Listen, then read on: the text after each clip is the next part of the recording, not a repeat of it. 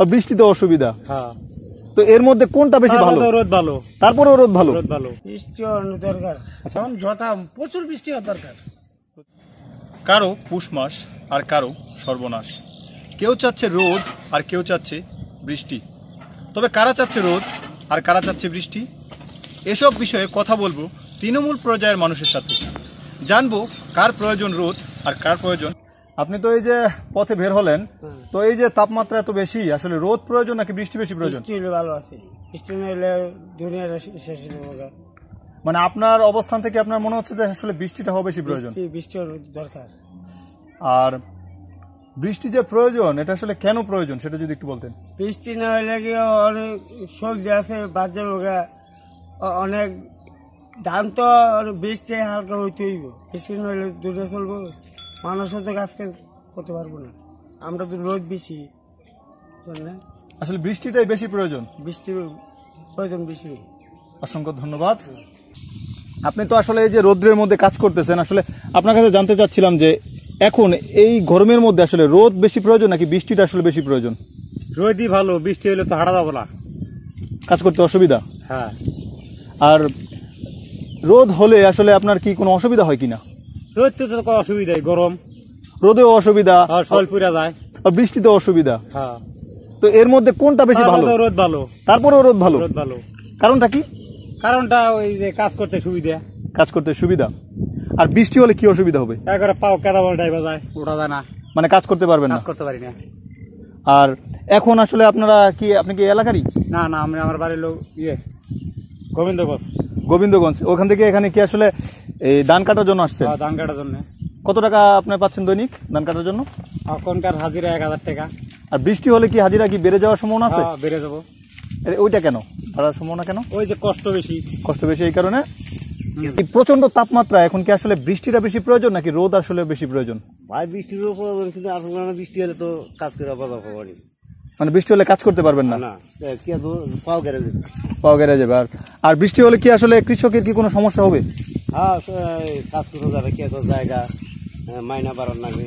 এখন যদি 1000 টাকা থাকে 1200 1500 এরকম। তো এই মতো অবস্থায় আসলে কি বৃষ্টিটাই বেশি প্রয়োজন নাকি রোদটা বেশি প্রয়োজন? না, আঙ্গের কাছে এটাই ভালো আছে এখন বর্তমান, যেরকম মানে বর্তমানে রোদটাই ভালো আছে। ভালো আছে, এমনিতে কাজ করতে কোনো কষ্ট হচ্ছে না। কষ্ট হলে তাও জিনিসগুলো নিয়ে আরাম পাচ্ছে।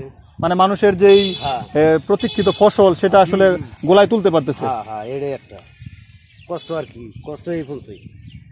ভাই এই যে রোদের তো তাপমাত্রা মোটামুটি অনেক, তো আপনি তো পথে পান্তরে এই যে ফেরি করে বেড়ান, তো এখন আসলে রোদটা আসলে কি বেশি প্রয়োজন নাকি আসলে বৃষ্টিটা বেশি প্রয়োজন বলে মনে করছেন?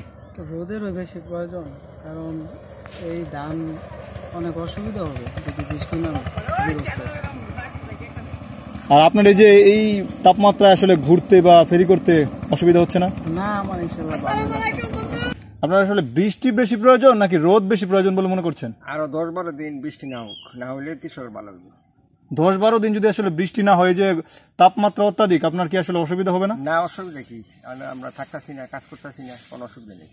আসলে আপনার কৃষকরাই আসলে বেশি রোদের প্রয়োজন বলে মনে করছে? কৃষকরা রোদের প্রয়োজন মনে করছে। যে আপনার কি এখন আসলে ধান কাটার বাকি এরকম জমি আছে? ধরেন শতকরা 70%, 30% দেওয়া হয়েছে, 70% রোদ জানো। তাহলে আপনার রোদটা আসলে বেশি প্রয়োজন, রোদের প্রয়োজন বেশি। রোদ না হলে কৃষক এই ধান লইতে পারবে না।